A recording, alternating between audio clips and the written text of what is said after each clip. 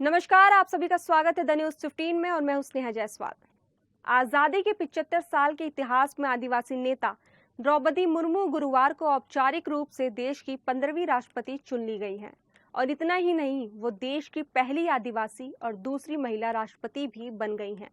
आपको बता दें कि नामांकन के बाद से ही लगभग उनकी जीत तय थी। जब गुरुवार को नतीजा आया तो एनडीए उम्मीदवार द्रौपदी मुर्मू को उम्मीद से ज्यादा वोट मिले, तो वहीं विपक्षी उम्मीदवार यशवंत सिन्हा अपने पूरे कुनबे का वोट भी पाने में असफल रहे।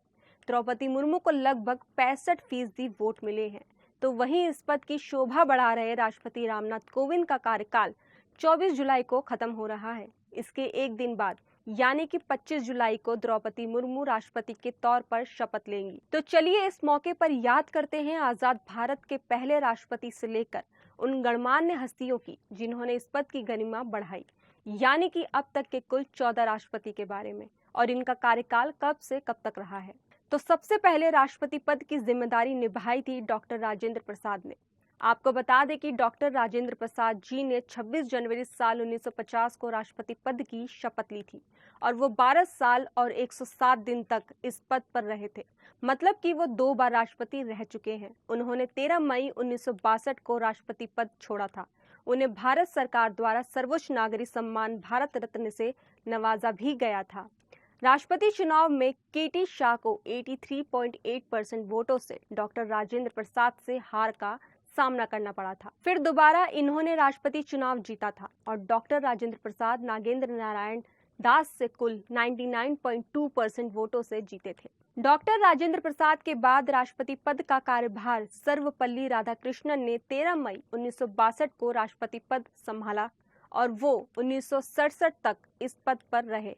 तो वहीं इससे पहले सर्वपल्ली राधाकृष्णन 1952 से लेकर 1957 तक उपराष्ट्रपति भी रहे थे। इनके जन्मदिन को शिक्षक दिवस के रूप में मनाया जाता है। सर्वपल्ली राधाकृष्णन से चौधरी हरिराम राष्ट्रपति चुनाव में कुल 98.2% वोटों से हारे थे। सर्वपल्ली राधाकृष्णन के बाद 13 मई 1967 में जाकिर हुसैन राष्ट्रपति बने, लेकिन वो 1 साल 365 दिन भारत देश के राष्ट्रपति रहे।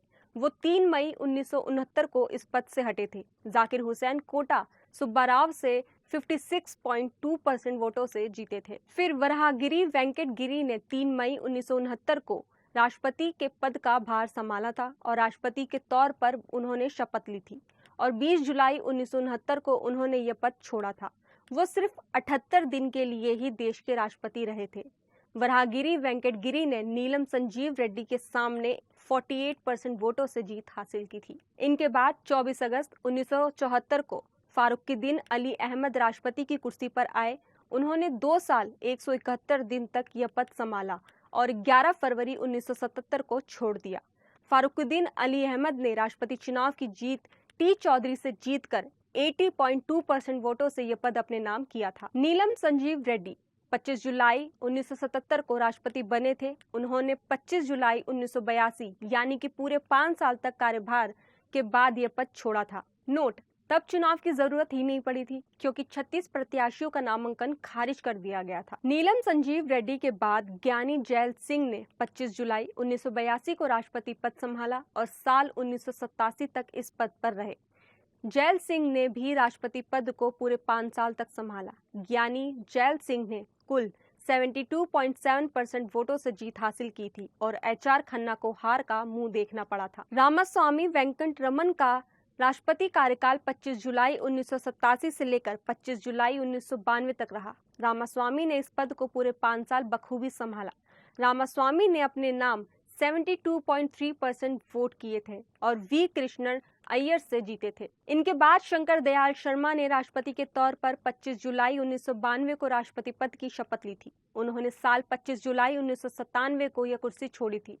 शंकर दयाल शर्मा जी ने जीजी स्वेल से 65.69% वोटों से जीत हासिल की थी। के.आर. नारायण ने 25 जुलाई 1997 में राष्ट्रपति पद संभाला और पूरे 5 साल के कार्यकाल के बाद 25 जुलाई 2002 में छोड़ा था। के.आर. नारायण टी.एन. शेषन से 95% वोटों से जीते थे। एपीजे अब्दुल कलाम भारत के चर्चित राष्ट्रपति में से एक रहे हैं। वो एक साइंटिस्ट भी थे। उनकी सादगी लोगों के दिलों को छू जाती थी। तो वहीं KR नारायण के बाद 2022 में राष्ट्रपति का पदभार APJ अब्दुल कलाम को सौंपा गया। अब्दुल कलाम ने 25 जुलाई 2007 में राष्ट्रपति पद छोड़ा था। लोग इन्हें काफी पसंद भी करते थे, साथ ही इन्हें मिसाइल मैन के नाम से भी जाना जाता था। APJ अब्दुल कलाम कुल 89.6% वोटों से लक्ष्मी सहगल से जीते थे। राष्ट्रपति पद को जहां अब तक पुरुषों ने संभाला, तो वहीं आपको बता दें कि श्रीमती प्रतिभा देवी सिंह पाटिल देश की पहली महिला राष्ट्रपति बनी थी। प्रतिभा पाटिल 25 जुलाई 2007 में 25 जुलाई 2012 तक राष्ट्रपति रही। श्रीमती प्रतिभा देवी सिंह पाटिल ने 65.8% से भैरव सिंह शेखावत के खिलाफ जीत दर्ज की थी। प्रणब मुखर्जी ने प्रतिभा पाटिल के बाद पद संभाला और वो 25 जुलाई 2017 तक राष्ट्रपति रहे। प्रणब मुखर्जी ने PA संगमा से 69.3% वोटों से जीते थे। 25 जुलाई 2017 को रामनाथ कोविंद ने राष्ट्रपति पद संभाला। उनका कार्यकाल 25 जुलाई 2022 को खत्म होगा। रामनाथ कोविंद ने मीरा कुमार के खिलाफ 65.7% वोटों से जीते थे। तो वहीं अब आपको आगे बताते हैं कि राष्ट्रपति देश का सर्वप्रथम नागरिक होता है, जिसके विषय में भारतीय संविधान के आर्टिकल 52 और 62 में चर्चा की गई है। संविधान के पार्ट 5 में राष्ट्रपति के क्वालिफिकेशन, इलेक्शन और निष्कासन के विषय में लिखा गया है। राष्ट्रपति को हर महीने 5 लाख सैलरी मिलती है और इसके साथ ही उन्हें जीवन भर मेडिकल सर्विस और हाउस सुविधा प्रदान की जाती है। राष्ट्रपति देश का तो मुखिया होता ही है, साथ ही वह तीनों सेनाओं का प्रमुख और विधायिका, कार्यपालिका और न्यायपालिका का भी प्रमुख होता है। 1950 में जब भारत का संविधान लागू हुआ था, तो उसके कॉन्स्टिट्यूशनल हेड राष्ट्रपति राजेंद्र प्रसाद ही थे। बाकी ये खबर आपको हमारी कैसी लगी, हमें कमेंट बॉक्स में जरूर बताएं। साथ ही अगर आप हमारे इस चैनल पर नए हैं, तो इस चैनल को सब्सक्राइब कर इस वीडियो को लाइक एंड शेयर करना ना भूलें।